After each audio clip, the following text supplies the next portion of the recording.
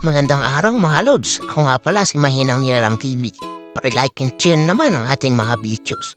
Please follow our Facebook and YouTube channel mga lods.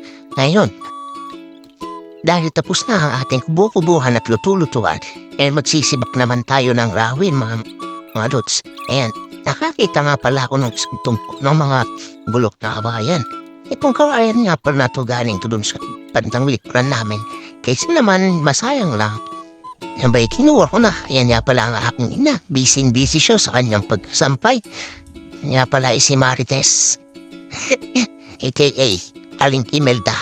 Mga lods, huwag natin siyang abalahin na yan. Tuloy na tayo sa pagsisibak ng kahoy. Ito nga pala sa kawayan ay maganda naman siyang klase ng panggatong.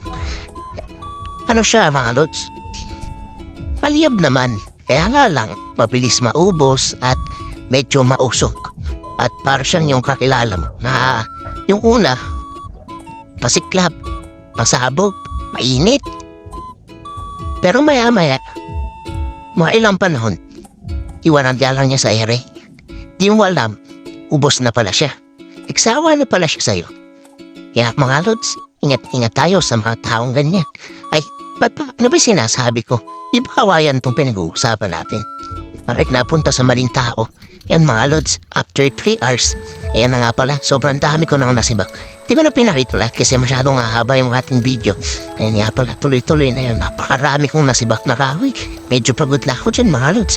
Ikaw nga alam kung paano ko nagawa yan ngayong araw lang na to. Medyo tumatanda na yata tayo, masakit na ilikod ko dyan. Tingnan naman yung pagpalo ko, naka-fast forward na yan, pero pabahagal pa rin. Yan, medyo nilalayo ko na yung mga kahoy kasi mahirap na kung saan pa makarating yan pagkas tuminampon pa yan sa atin. Naku, malaking problema na naman yun, mga lods. Masugatan pa tayo, mahirap na mga lods. Yan, patuloy pa rin ako sa ginagawa ko. Yan nga pala mga lods, ingat-ingat tayo kapag tayo nagsisibak ng kahoy. Dobling ingat tayo mga lods kasi hindi birong bagay yan. Kung pag nabitawan natin yung matalib na bagay na yan kung saan yan mapunta, yun ako po, iskasya nga abutin natin yan mga lods. Ayan, habang eto naman, tuloy-tuloy ako sa aking ginagawa. Medyo pag talaga ako dyan, pero ilang piraso na lang naman na kahoy ang sisibak ko na yan.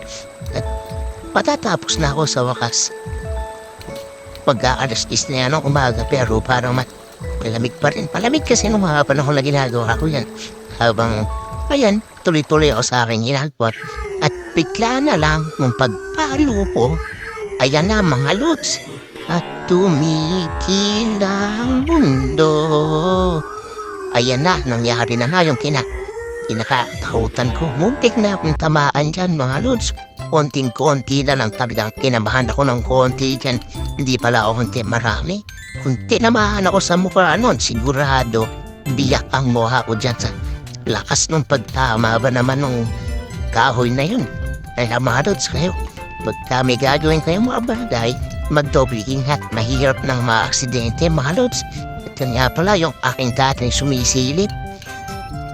Fripa nyo, yung tatay kong palpok, minamando na niya ako, mali daw yung ginagawa ko. Hindi ko na siya masyadong pinansin kasi pagod na ako mga lods. Yan no, tingnan nyo naman. Ilang palo na ginawa ko dun sa kawayan, hindi pa rin siya nabiyak. Kahit pa naman kasi matigas.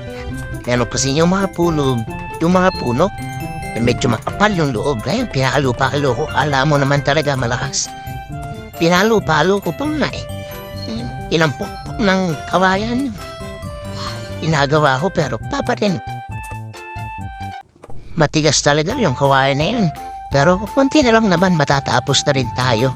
Sobrang dami nung nasibak ko. Parang aabutin yata na pang 1 buwan niyang sinabak kong kahoy na yan. Pero hindi rin maganda na puro kawayan ang gamitin natin kasi walang masyadong magiging baga na matitira doon sa ating kalan at masyadong mausok nga yan mga lods.